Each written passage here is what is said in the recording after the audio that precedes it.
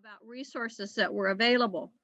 And so it's um, the communication thing is the challenge because even though we did town halls and had banners up and we email and Facebook and we ended up doing a lot with the rental assistance, and many of us canvassed door to door, putting door hangers across especially and census, when we also looked at the census as a part of our basic needs. So it's been beautiful work, challenging work, but again, trying to find the best way to communicate. Sometimes, as Victor says, we have the resources, but how do we let people know? I heard at our meeting yesterday that 3 businesses applied for these business, and we know we've got lots and lots of businesses, but how to let people know that these resources are available. So do you want to add to that, Lena? Sure. And I know there's some of you who are here from the COVID Action Committee. And just to give you a quick background. So the committee, as Reverend Chase said, it started back in April, and it is comprised. We have a basic needs subcommittee. We have a business and economic development one, an education one, a fundraising, and a health and wellness. And many times we have collaborated with another committee as well to come up with, different projects. And one of those examples was the collection of PPE items, so personal protective equipment, which was something that was collected. We were able to give out gloves, masks, and also hand sanitizer, which some of the navigators from Tri-City had said when they visit homes, some of these homes were multi-generational homes with some people working outside the home and some people staying home. And so the probability of getting exposed to COVID is higher. So even basic things such as cleaning supplies or, masks was something that could really do something to help curb, the spread of COVID in our community. But so those are some of the things that, this committee has done, and it has brought a lot of people together. And, this has been going on for months too. So our goal too is we're still, we're pretty strong, the people that have still continued in this, but we do have that dilemma. And that's why we're so excited to have you here today, because we want to hear from you some opportunities, some questions, just some ideas and brainstorming. What would the safety net or the basic needs look like, and how can it look like differently in Pomona? And we do have, the mayor's always sharing with us just the need of our community, the diversity of our community as well. So how can we brainstorm things to look differently, especially? So we weren't tasked to create new programs. We were tasked to connect people to existing resources. And, that's been a challenge because we have done different things. We did a 1-pager with live links. So that brought people were able to sign up for COVID testing. And that was good because there was also some barriers that we noticed, such as, initially being asked for a social security number or a driver's license number, a lot of information that could have be seen as a barrier for some people. There's, some people, when you ask too many questions, they kind of hesitate and they're like, I don't want to do this anymore. And so those were some of the challenges or things we were able to share with even super members from Supervisor Ilda Solis's team also join our call as well. And we co-share information about rental assistance, the numbers of how many people are applying to services. So it's been a learning experience. As I said, it's not perfect. So we are here, to just gather some answers, ideas, just reimagining. And we're both curious why, you chose this section too, as well. So we want to open it up and feel free to speak. I did put in the chat that this section is being recorded. So if you would participate in the best way that makes you feel the most comfortable, if you even want to change your name, so that could facilitate you participating more freely, that's fine too. So yeah, whoever wants to start, go ahead. And we're open for questions, anything that comes to mind. Well, if I can jump in, especially during the current circumstances with the pandemic, there has been an intensified need to get various kinds of information out to community members at the household level. And so I've seen a lot of different efforts that are operating independently of each other to try to get information out. You know, like for a while it was the census. Let's make sure we get our census count up. How are we going to get more people to complete the census? You know, let's get information out, and you know, then information about food distributions that are going on, and information about rental assistance that's going on.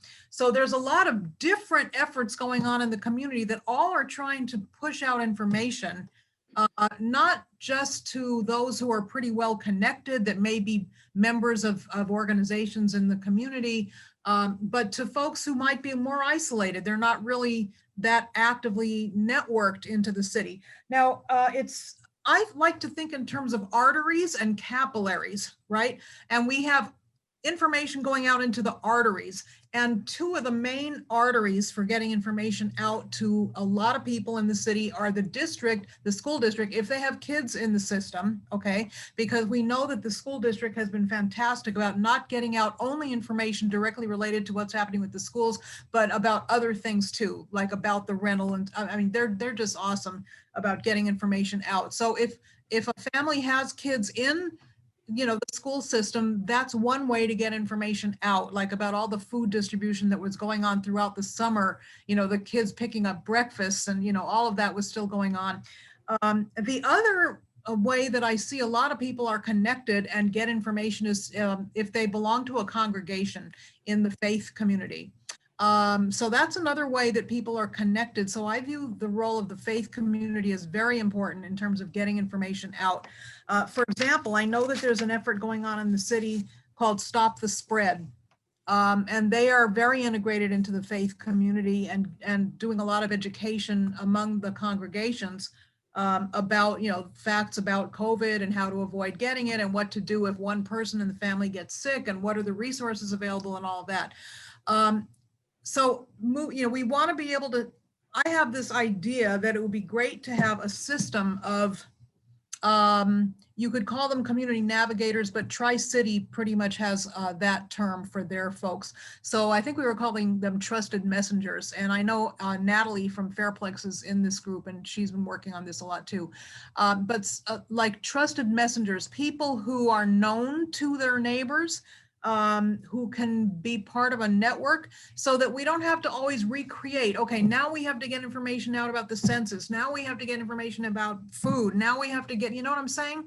So if there's some way to build a structure like that, that's something that I think might be possible or helpful. And now I will go on mute. Thank you. Thank you, Stephanie.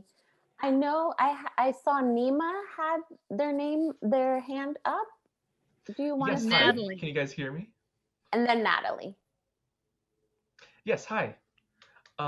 So my name is Nima. I'm a first year medical student at Western University, and I'm just kind of taking an observer role, kind of seeing what projects we could do at the school to help out the community.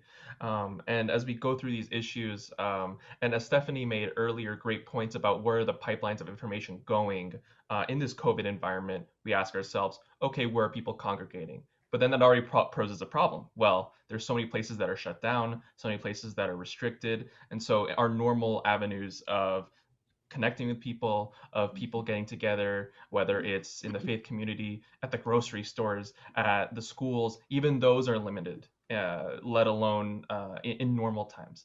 And I guess my question is, you know, we're places where people are also flowing towards, and in my experience in West LA, where we did a lot of community health outreach in Venice Family Clinic, what we would do is patients would get referred to for housing assistance, for food vouchers while they're there seeing the doctor, while they're there in the clinic getting their preventative checkup. And I was wondering if there's any sort of program like that available with the the federally qualified health centers here in Pomona. I know there's at least 3 major ones. And so I was wondering if there's any system like that where we're redirecting patients when they go in to see their provider. Hey, we also have these rental assistance programs. Do you have housing issues? Are you having trouble getting help? We can prescribe you. And it literally was in the community health clinic. You'd put it under the HPI, either homeless or with food voucher. It would literally go under with all the other medical issues they had. So I was wondering if there's something in place that the Pomona community has, or if that's something that they've tried and it's worked, something that's tried hasn't worked, and if the public health department has also been trying to implement that in a more widespread environment. So thank you so much. Thank you, Nima. Do we have someone from the health and wellness? Is Stephanie part of that? I know Natalie is going to speak in a moment, but Sure. Nima, to respond to the point that you just raised, there is a relatively new group that's been formed called the Health Access Work Group. It's a subcommittee of Pomona's Promise Health Initiative.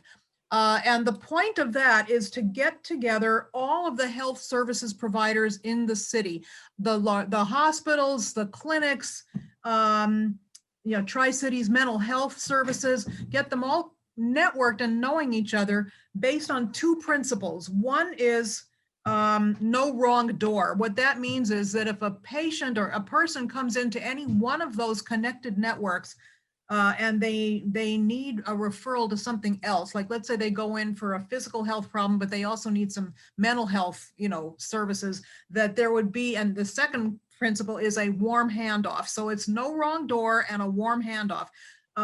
So the Health Access Group is to bring all of those institutions together. They have met a couple times with representatives from Western U, from Pomona Valley Hospital, from East Valley Clinic, from lots of different clinics in town and so on, and Tri-Cities Mental Health, of course. So, moving to formalize that relationship and what are the expectations, what are the commitments, some kind of a centralized way to have this warm handoff of someone who comes to any one of those doors and gets referred to the services that they need. So that is under construction as we speak. Thank you, Stephanie. We have Natalie, and then we have Andrea Rico, and then we have Lydia who would like to speak. And thank you everyone who is sharing their ideas. This is what this is for. Thank you, Lena. Hi, everyone. My name is Natalie. I don't know everyone on this chat, but as Stephanie has kind of mentioned, something that I and other people have been working on, and Lena and Jan mentioned from the COVID Action Coalition that has existed, is really trying to centralize our efforts on how do we communicate what the coalition itself is working on to our greater community. I think that something that we've really tried to do we meet on Fridays, so something we've really tried to do on our meetings during Fridays is really think from a capacity mindset. COVID has given each of our groups, of our organizations, its own stressors and brought different, for a lot, staff cuts or other things that have taken up our capacity to do maybe as much as others. And we know that those stressors are also hitting our families, right? So when thinking of networking and outreach, I often think of, okay, let's not recreate the wheel, right? So how are we tapping into those collectives and collaborations that already exist? Stephanie, you mentioned census, and you felt that everyone was doing different things. I happen to know that there was a census group that was working together, and they were coming together. So I think when we are thinking of outreach and reaching out, it's kind of also dependent on us to take responsibility to do our research of like what networks exist and how do we reach out to them and say, hey, you're doing this already. Can we piggyback off of that? Or or hey, I know you happen to have this group of people, or is there anyone you're working with? I reached out to Tri-City, which I don't sure if Isela's on here, but she works with the community navigators. And so she has a group of people that is actually paid to go out and talk to people. And we were looking for volunteers. And so it was like, oh, well, you have people that are paid. Can you help with this option? And now her and I are having a conversation on barriers of reaching people. I think it's recognizing when people are rocking their like circle, like doing it great, and being like, okay, well then how do we work together? But again, I know that sometimes it's overwhelming. So we know that doing it together is best, right? Thank you, Natalie. Andrea, I see your hand up, and then we have Lydia.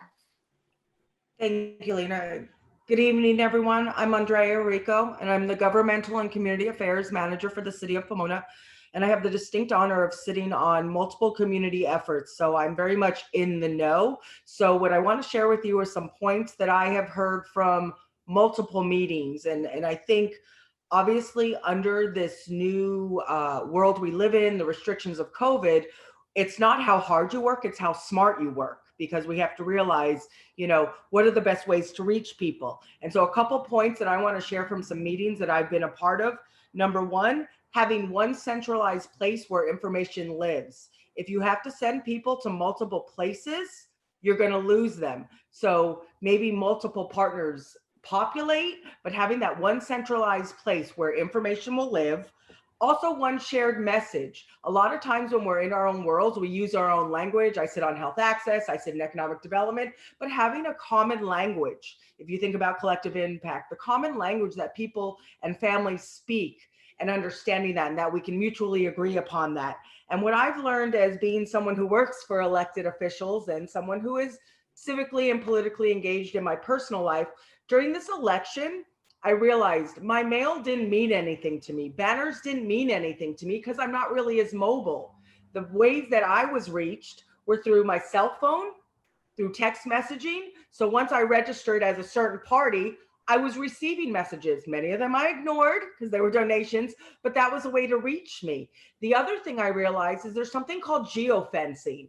And I'm not, please, the techie people will probably know way more than I will. But if you think about when you log on to Facebook and you have your locations on, and all of a sudden an ad pops up, I always think it's listening to me. Like, how did it know I want to do that?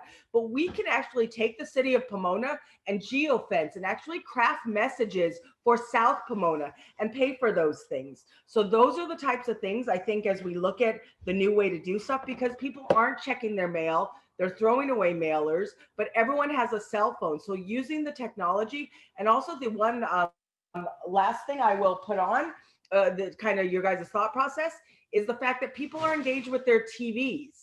Are we utilizing PSAs and paid commercials localized? I know the city has the ability to have the local channel. We can put stuff on for you guys, but in theory, how many people are watching that? What are some ways that we can tap into that technology? So for me, through the census, and what we found is emails, listservs, and cell phones. And we haven't done as much. And the one last thing I will say we did with the census, we actually paid a company called Hispanic Medias to place, we got to craft the flyer, the brochure, the one page, and it actually goes into our Spanish speaking markets. And it's the magazines that sell cars or the different Spanish speaking free magazines. We also were able to put a front poster in all of the distribution, whatever you call those, the newspaper racks throughout the city. So if people were walking, and the one last thing I will say is also through public transportation. People are sitting on public transportation, and that's another way for us to get messaging. If we're realizing, and the final thing we did, which I want to throw out to you guys, is we partnered with many of the community businesses who provide DoorDash or meals, and we put messaging in those bags. And that was going directly into the homes with very little effort. And so those are some of the things that I've been hearing at our meetings and some of the points I wanted to share. Thank you, Andrea. Thanks for sharing all of that. It's definitely helpful. Lydia, are you ready? Hi, yes. Good evening. Good evening. So just a couple things. I think, when you talk about a communication strategy, we shouldn't limit ourselves in the sort of the focus. And I think, for sure, I've heard technology mentioned. So I think there's definitely a need to look into other technologies and not so much focus on email and social media. But I think even to get to that point, I sort of feel like, we probably need to do something like create partnerships throughout the city to just do basic things like focus groups and actually talk to people about how they get their information or what, the way they prefer to get their information. I think there's a lot of assumptions that we make just by observing people or the way we get our information. But I don't know if we've ever really gone deep and asked people. Now, of course, you can't ask everybody or expect everybody to participate. So maybe it's focus groups, in council districts or something where you just get a better sense of where people are going, just to at least to reinforce that all the assumptions we're making are true. And maybe that's where people tell us like, hey, we prefer to get all our information from text and so forth. But at least we know that it's, solid information, at least not based on assumptions. The other thing I wanted to say that, it's also the way we put information out there. It's very basic behavioral science like language. And I don't think, and it's hard to do. So maybe that's, like a type of partnership of a sort that's maybe created with some of the local universities. The way it might seem trivial, but the way things are written, the way things are presented matters. Who is the target audience, right? How are you getting the attention of this audience? Is the language you're using, are they going to understand it? Are they going to believe it? Are they going to remember it? What is the thing that's going to cause them to act on it? And I think that's very important. I think a lot of the times we put out flyers and you kind of see it and automatically go, no one's going to look at that or no one's going to read that. So I think language, not just the variety of different languages we put out there to make sure that, we're being representative of the community, but just the language that is used, I think is critical as well. I don't think people think about that as playing a critical role, but I happen to think that it is very important. That's all. Thanks, Lydia. I want to give the floor to Carson and then Jan Chase back again, and then we can circle the conversation about why we're here. What interests us about this topic and how do you want to get involved? What would you like to see? So Carson, go ahead. Thank you for joining us. Yeah. Hi, everyone. Lydia, great segue for myself, partnerships between universities. So I'm from Harvey Mudd College. I'm a senior computer science major, and I was kind of joining this meeting just to be kind of like a tech consult of sorts. So for school, I'm part of a team that's working on a project where we're creating like an air quality website / app for Southgate, which is kind of a neighbor of Pomona down the road. So I just want to like, if you have questions about like tech feasibility of things, there's been a lot of comments about creating tech solutions for communication, and so that could be like text based. So text bots that can chat with someone about their food need, or an app based sorts of things. And so I think beforehand, someone community, like there's an example food security app that's working in New York City currently. And I think Lydia's comments about figuring out what will actually work for this community are really important, because if everyone has a smartphone, then an app will be great. If people use text primarily, then text will be preferred.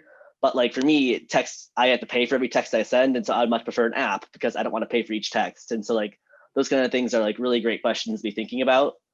But on the tech side, technology side, just those questions of how long does it take to get something launched?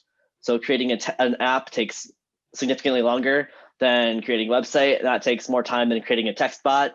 And so a March launch date might be feasible for some ideas and not others. And then just how like resources, it takes time, it takes money to do things with technology, of course. And so there's lots of questions like that. But if you have specific questions about tech related things, I might be able to provide insight. Thank you, Carson. So why don't we have Natalie go before me? Sorry, Jan, you just tipped something in my head, Carson. Would you be able to work with city technology to sophisticate their apps? And because I know that the city has technology that's available for tracking data on a GSI situation, and and having people input and communicate through this kind of app. What I don't think they have is like manpower to do it, you know? And so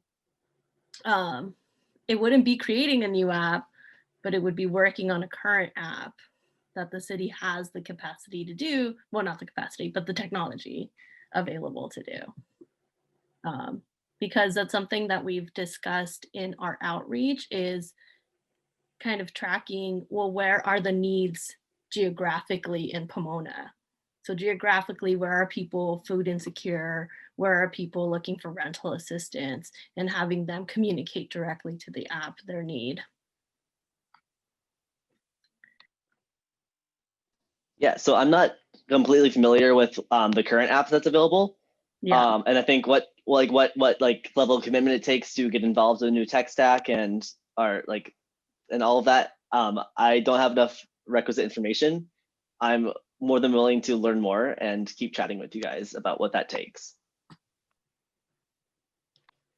Thank you, Carson. I wanted to, does Alex, are you here? I know you put in a couple of comments in the chat, and I wanted to make sure we were able to capture everything that you wanted to share. Are you able to hear me? Yes. Sorry. I think I've heard 3 different themes, and I just wanted to emphasize those that I think Victor really has something with his text.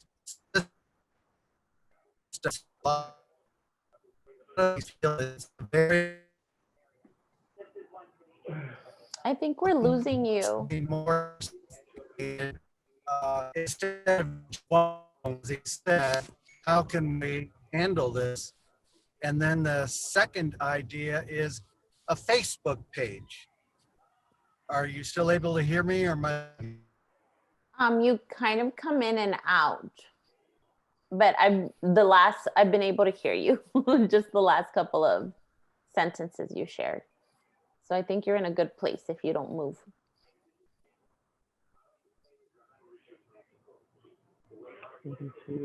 Do we still have you, Alex? Okay.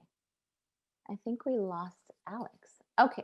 So I wanted to shift the conversation just to get some ideas. Why are you here, and why do you, what attracted you about this topic regarding basic needs and food insecurity, or any ideas, that you have seen other communities create? For example, I've seen in some neighborhoods in Los Angeles, they have these community fridges, which can be messy, but you see even other community members come. I've seen people bring in things, and also people kind of shop from these community fridges. And I don't really know how they're run, but they seem to be pretty self-sufficient, and different people stock them, I guess.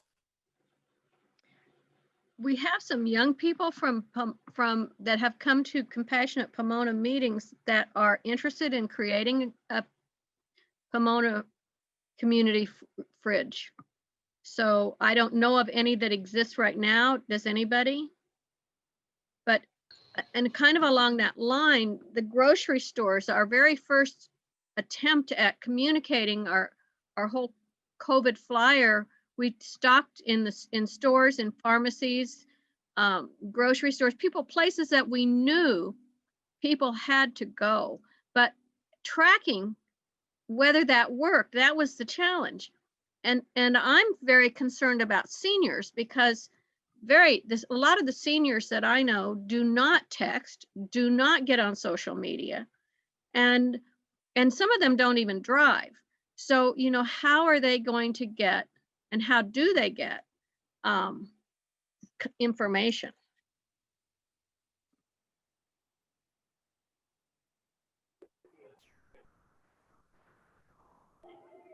Anyone want to chime in or thoughts? Lena, it's Andrea. Hi, I think Andrea. hi again. So I think as we look through the communication plan that we want to come up with, I think you have to look at it at multiple levels. There's kind of the general population, more of the families. All of our families have the ability to get online because of distance learning. Then you have subcategories of people, like what Jan mentioned, who are seniors, who are maybe homebound, who don't text. So I think as we look at this, we kind of have to look at it in tiers. What's the overall message? What gets the most people at once? And then kind of work our way down. When you think about, monolingual, you think about isolated communities, you think about homebound seniors. But I think what Jen, and I think Lydia also said, you have to go where people are. And everyone is not one place. But for sure, social media and this new world, families, we can access them. I know the school district has the ability through emails and robocalls. The city, I put in the chat about our Pomona Go app. So obviously looking into feasibility, how can we access data and information? We also have some efforts through the school district in looking at some of the data on what the needs are our family. So I think we really need to design this in multi-tiers. There's kind of the big picture, and then really looking at who are the communities we are missing. And so one of the things through one of the efforts I'm a part of, the Red Cross, and also through Andy Quinonez's organization, we were able to secure a $25,000 grant for COVID-related issues. And we want to touch the population of students in motels or families in motels and homebound seniors. The way we're going to do that looks very different than the general, how we reach out to folks.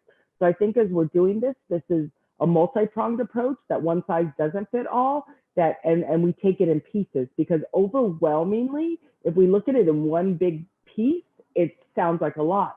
So we can kind of almost like check off the boxes. Okay, this is the first level, all the social medias, all the emails, all those kind of things, and geofencing and whatever. And then as we start to really work our way down, figuring out ways. One of the things, and I know Natalie has talked about this, the Pomona Champions, but that really is based off the Promotora model, which is a health model.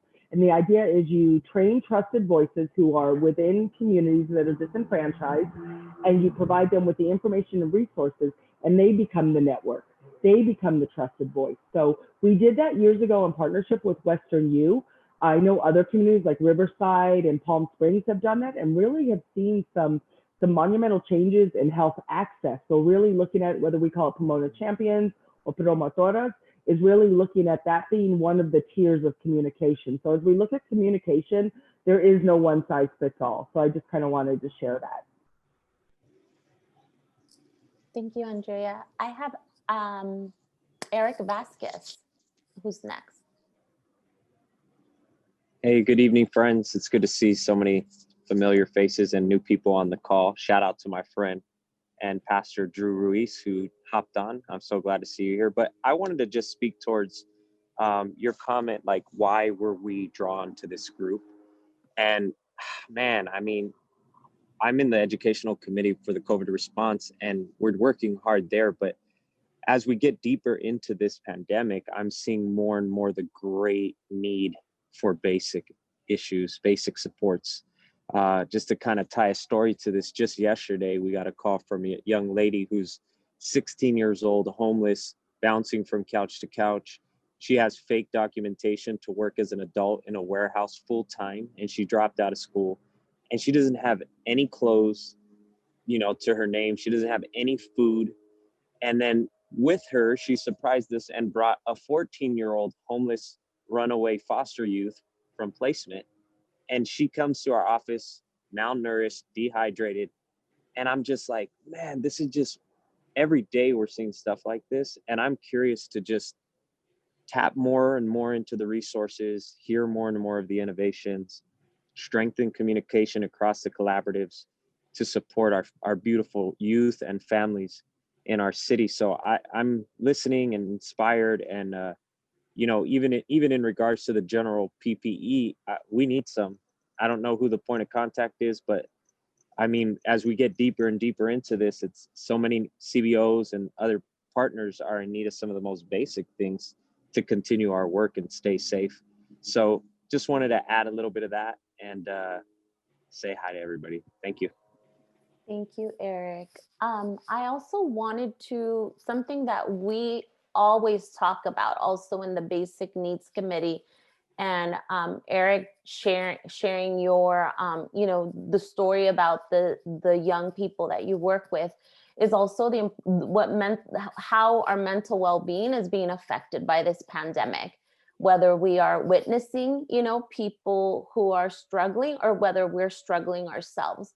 But that is also something else that comes up frequently in our group. And it is connected to basic needs, because we feel like if you know, if you feel like if you can't feed your family or if you can't feed yourself, there's something, you know, at an innate level that just hurts, because, you know, or even having that uncertainty about your housing, you know, and we're dealing with that right now in our community. There's, you know, and Natalie, she can attest of how much effort we've done to provide people information about the rental assistance that is available, but the numbers are still not there, you know. So that's also another challenge. What are the barriers that are preventing people from accessing resources that are currently already there?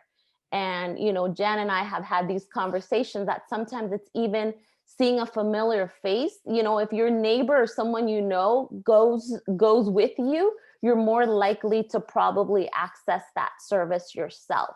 So any thoughts about that? Natalie, I also saw your hand up.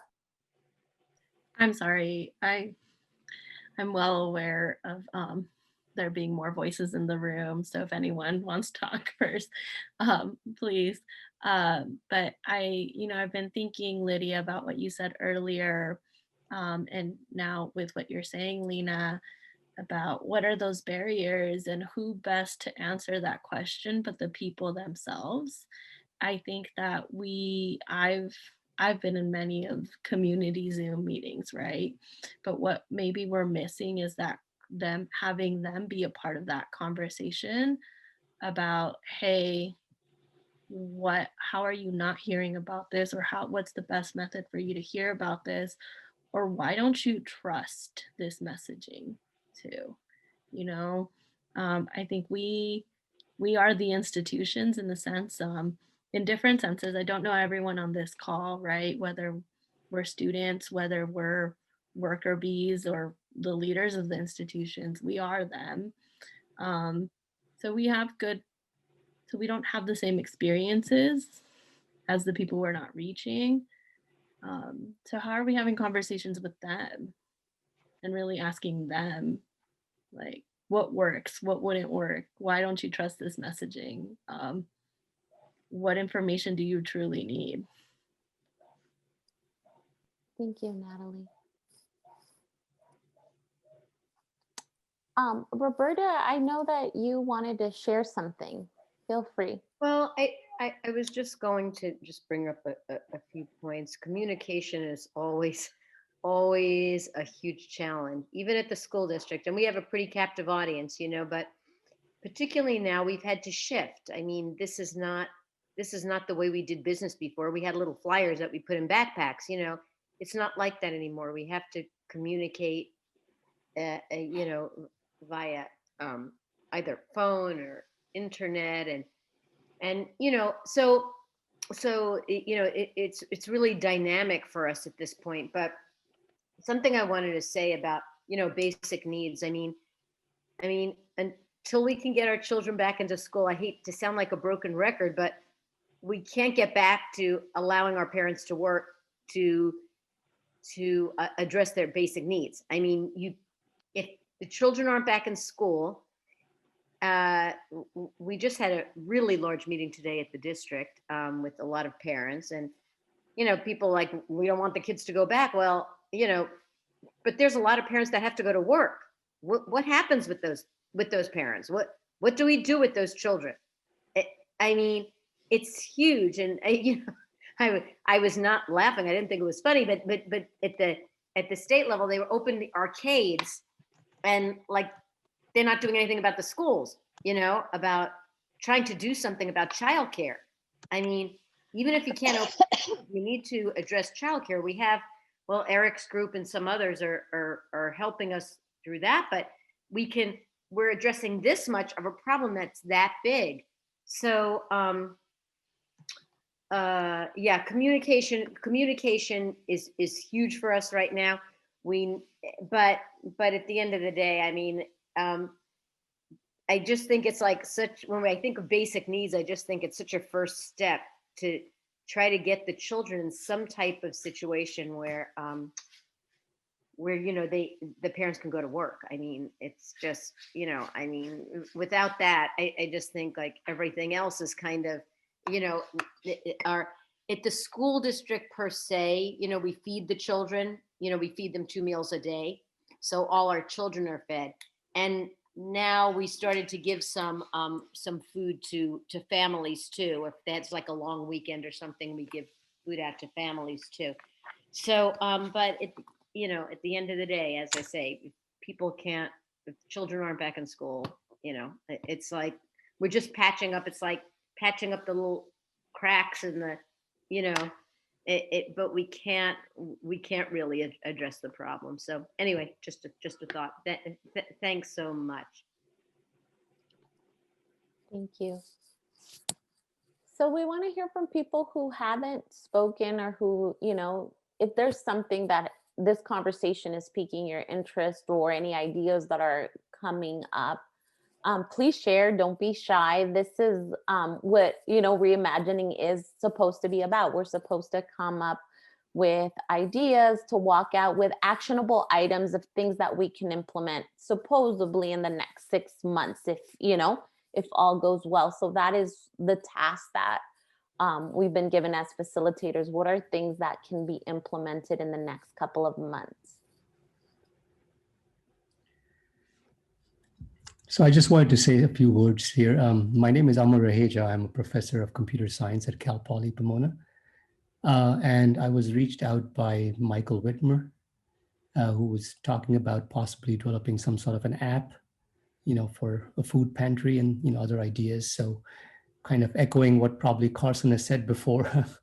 So yes, these are all great ideas. And I think I'm curious to see if I can get a team of students, to help out from my department, possibly work with Carson if he's interested, and see what exists as a means of an app already that, the city is using. I think Natalie mentioned something about, seeing if we can try to either understand the app that is already being used to be a central resource, and to spread that information, or even to, try to use the idea of geofencing and so on, introduce that into the app. So when somebody is within a particular radius of the city, they get certain, flyers through either via text or through the app and so on. So all of these things are surely possible. I think it would be a good idea to kind of collectively think of, what is currently, what does the city have currently as a means of distribution through the current apps that exist. And obviously somebody will have to sit down and take a look at them, in terms of what exists and what can be modified, or might be a new app that can be developed and distributed for people to get the information out. So that's just a few things that I wanted to talk about. Thank you. Thank you for joining us. Yes, and I know Michael Whitmer, right? He Yes, that is invited you. correct. Thank you. Yes.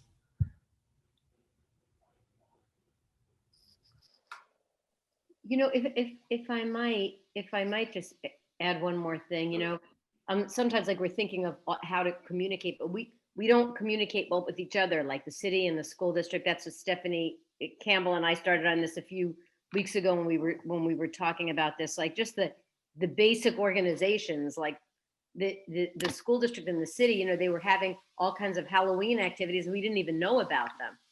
And, you know, here we have all the children and we didn't know about the Halloween activity. So it's just like simple things. It just takes a phone call, you know, I mean, even the really simple communication is I think, you know, somewhat broken. So maybe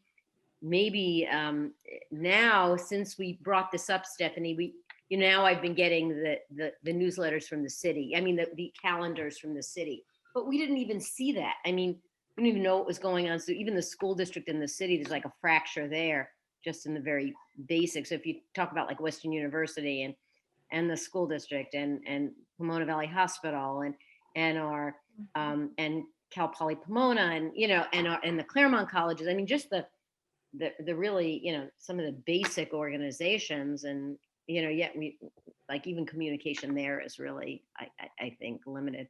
Just a thought. So maybe just tightening that up a little bit helps a lot too. There is a reinvigorated effort to try to get a community calendar going that people, all the different agencies in the city would commit to populating. The platform for it already exists. It was created as a project of the Pomona Leadership Network at least a year ago. And it's not really being populated by the different organizations, but there is a new task force that is really working on, you know, can we get folks, can we get different agencies in the city, large and small, to commit to using this? Because the more it's used, the more people will know about it and go there to find out what events are going on. If anyone's interested, the task force is going to be meeting again tomorrow at 1 o'clock, and I can put the information there, the Zoom information, in the chat in a moment. But anybody in this group who is interested in learning about that is welcome to join us. By the way, Roberta, Oliver Unaka was at that meeting. Well, today there was a presentation by Ed Tessier and Victor Preciado, who were involved with developing Que Pasa Pomona. And it's a really great platform. It has tremendous potential. It's very inexpensive. It's only $400 a year, which it was surprising to me. I thought it'd be a lot more than that. So it's got a lot of potential. I think people are excited about it.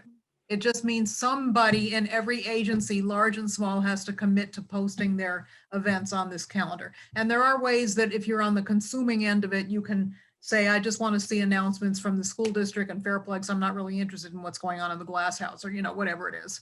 You don't have to be overwhelmed by all the announcements. So Stephanie, I was on that call, and so if people have a smartphone, which most people do, can they get information on their phones through this pretty easily? You mean through the Que Pasa Pomona platform? Yeah. I don't know. I myself personally am not familiar enough with it to know that. I believe yes, the answer is yes, but maybe some of the features of it aren't as easy to use on the phone. Yeah. No, the answer is yes, Jan. You can actually access it through the phone, and you can download the, if you have different calendar platforms, you can actually download the into your smartphone. So there is the ability, it is a mobile friendly app. That was one of the things we liked about it. Yeah, it's not an app. It's just a website that's mobile. I'm sorry, the website, but yeah, meaning, Carson just posted a link to it in chat. So if anybody wants to go check it out, that's sort of what it looks like without content in it per se. Thank you, Carson, and thank you, Paul. Lena, it's Andrea. So I'm thinking, as far as we're talking about communication, and I kind of want to piggyback on what Roberta said. You know, we have a lot of complex issues that inhibit communication. And I think as we're moving forward, we need to come up with this communication plan, and really the short term and the long term. What's the low hanging fruit? If it's as simple as getting the school board members the city's calendar and an email once a week, those are pretty simple things we can do. So I think coming up with, you know, what are the things, and the other thing too, I think what we need to do, we need to assess the communication methods that all of our organizations use, so that we don't have to reinvent the wheel. If the school district has robocalls and, you know, emails and everything, that's one way. If the city has the ability to pull up all the addresses, that's another thing. If different organizations, so kind of starting from what we have. And then the other piece that I think was brought up by Natalie and Lydia, I also think too, going to the families, obviously assessing what their needs are, but asking them what's the best way to communicate to you. If you needed information, what's the best way to do that? But I think really coming up with the short-term, long-term goals and objectives of this, because some of this stuff like the community calendar, if that's knocked out in 3 months, that's a quick win, and we start populating and we promote that and coming up with that common language. But it's like anything else in this world, it's only as good as the information's on there. So there has to be a commitment of our partners to populate and share information and communicate with one another. So I think it's, as you're putting together this communication plan, there's the methods, but there's also the agreement of the partners who hold the information, that this information is for everyone, that we don't keep it in our little sandbox and it's only for our folks, that it goes, across multiple platforms. And so, I think honestly, though, asking for the commitment, if you look at this call, we have 75 to 80 people on this call. That's a lot of folks, and there's different methods. So I think really honing in on what it is we want to do, what are the outcomes, what are our quick wins, and what's the long term. And potentially, I did put in the chat about our Pomona Go app. I don't know if it's the best app in the world, or maybe we need to come up with something else or add geofencing into that app. Maybe that's an alternative, but let those discussions happen and those recommendations happen. So that's kind of where I see the next steps. And this communication plan could be replicated over multiple platforms. It could live in Pomona's Promise, it could live in the school district, so that we come up with this way, and then obviously with a real focus on those who we are not reaching through the traditional ways. And I think that's going to be the biggest hurdle for us, is how do we reach the renters who aren't accessing the information for rental assistance, the businesses who aren't accessing the information for businesses, and then coming up with a plan which may need the Pomona Champions or Promotora model to be built in, which is training community trusted voices to do this work. So that's kind of where I see potentially a lot of support and effort that's already going on. So take what we're all already doing, let's build upon that as the foundation. Thank you, Andrea. I have Lydia, and then I kind of want to just circle back our conversation after Lydia shares her comment. Lydia, you're on. Hey, Lena. Yeah, I just wanted to answer your question about why I sort of chose this breakout group and not the others. And, at the end of the day, it's because this is, whatever everyone else is doing, and there's a lot of really good things happening in Pomona, right? There's a lot of good organizations really stepping up and helping the community. But if the messaging is not right, if our communication is not right, then it's not really helpful, right? You have very low turnout, you have very low participation. So we can come up with these brilliant ideas around gardens and access. But if we're not getting that message out to people, then it sort of doesn't matter, right? It's a lot of work that goes into something that's accessed by very few. So this is why this part of the conversation is the most important, because it's the reach, right? It's getting the information out to people. So I agree with Andrea's point of the low-hanging fruit, things that are already sort of in the works, in motion. Those should be the short-term sort of, what we can do in the near future. But I think before we start thinking at recreating new things and bigger things, then we really should have those conversations with the community about what they want. Otherwise, we're going to keep creating great things that are still not going to reach people. So I think we, sort of the low-hanging fruit that's already in the works, and everything else should be that. It start from sort of the beginning, right? It's going back and asking people where they get their info. I just feel like sometimes we create these really great programs and so much time and effort and so many people could benefit from them. And it's not, a good turnout, a good outreach, right? And we see that over and over. So I just don't want, sort of being there again, where we create an amazing app or doing, other big things, which we should be absolutely doing without getting the input that we need from folks. Otherwise, it'll be us in this group accessing the app and not the community, right? Thank you, Lydia. Thank you. So we have about just a few minutes left, and I wanted to just circle the conversation, and thanks for giving me a good segue to what we want, Pomona to become or be, right? There's many people here who have been here a long time, and there's people like me who are fairly new to Pomona, but I think we all have a vision, an idea, and a goal. It might be slightly different for some of us, but what do we want our community to look like? Because I think that is the essence of what this program and these conversations are about.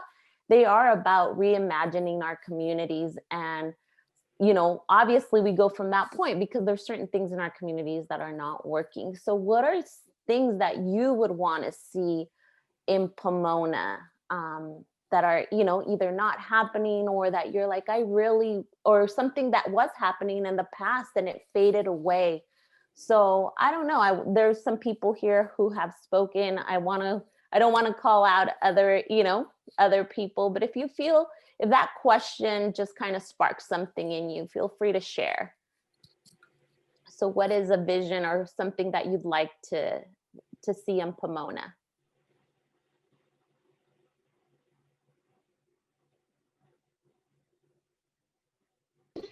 I want to share, but I just want to warn everyone, I have a toddler who might be a little bit loud right now. It is So okay. I do apologize.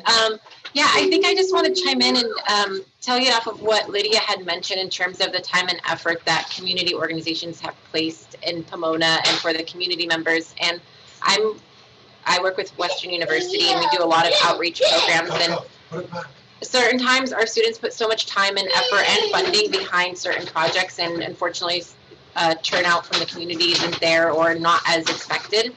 How can we better align our communication to better engage the community members to utilize the sources that have been placed towards that, or where can we reevaluate our programming to get the most out of our time and funding?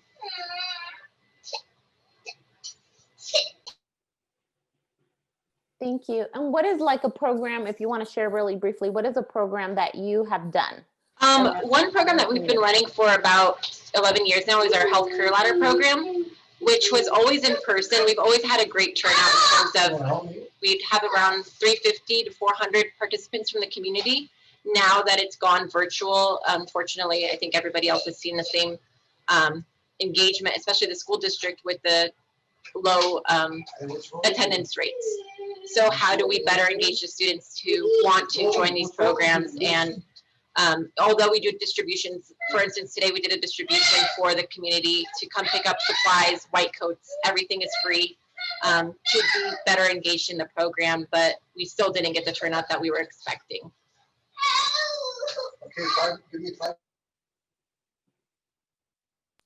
Thanks for sharing.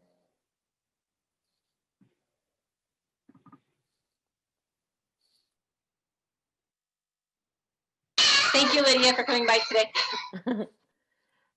Jan, you have your hand up, and then, we need to sort of probably get a couple more final comments from people and then wrap it up, and we will be in touch, and thank you. So for me, you asked the question, what do we want to see? And, one, I don't want to see people without food. I don't want to see people without shelter. And we have so many homeless, and then with COVID, even the shelters that we have aren't always open because if there's a breakout. So, but we've had the motel room key or whatever that's called that has really helped get people off the streets and into safe housing. I wanted to ask Lydia, who talks about talking to people, what is the way that we do that? How do we have conversations with people in need? Because that's kind of a part of the challenge is how do we communicate? And so maybe you have an idea about that. That you can help me. I was actually just going to share in the link, and I'll share it in the chat. A good example that I read about not too long ago was done by community-based organizations in LA. They did outreach to the community because they wanted to make recommendations to the city of LA to start an office of civic engagement. So their entire report was about making public participation equitable. And I'll share the link. And that was completely done by community organizations. And what they did is, the city of LA is pretty big. So they broke out, they partnered with each other, I believe, and just chose different community orgs, and sometimes more than one in the various council districts. And they held focus groups with a variety of their constituents in different languages, different groups and populations. And that's where they asked the same questions. And they came up with this report, and I'll share the link on there on the chat, and you guys can download it. But I thought that was a good model, that, you know, it wasn't driven by the city of LA. It was strictly done by community members and community organizations coming together and doing these focus groups throughout the LA region of groups that are usually not engaged. So that was some of the questions, like, how do you get your information? Or why are you not engaged, right? Is it that you don't understand? You just don't have time, you don't care? But you can see the type of questions in the study that they asked as well. So I think it was informative. And, you know, some of the responses for me, I think, were interesting. But like I said, obviously, it's not something that you can ask everybody to do in Pomona. But if you have different groups that already have connections in the communities spread out throughout the city, right? Because you want to get, you know, feedback from a variety of folks. That'll give you a good sampling, I think, about what the community wants. So you just ideally do it with groups that are already out there, whether it's community-based organizations, whether it's health organizations, whether it's colleges, whether it's, you know, even smaller groups, I think. Thanks, Lydia. I saw Natalie's hand, and then we're gonna have to wrap it up. And hopefully, you know, the next time that this meeting happens, we have some actions or things that have resulted from this conversation, and that's the goal. So Natalie, if you wanna just share, and then Jan and I will close things and wish you good night. Thank you. Lydia, I don't know if you can see, my head was like nodding fervently as you were talking. I think we know who our networks are, right? I know as Fairplex Community Relations, I know when I email people who's in my network, and I also know who's missing from my network, right? So I've made it a point for myself to identify which organizations or find, like, hey, those people work directly with these kind of groups of people. I think Lydia may see that I refer a lot to Ben Wood, who's from Pomona Economic Opportunity Center, who sits on our outreach meeting. I'll ask him, hey, does this actually work based on your experience? Because I know he has access to a group of people that I don't have access to, right?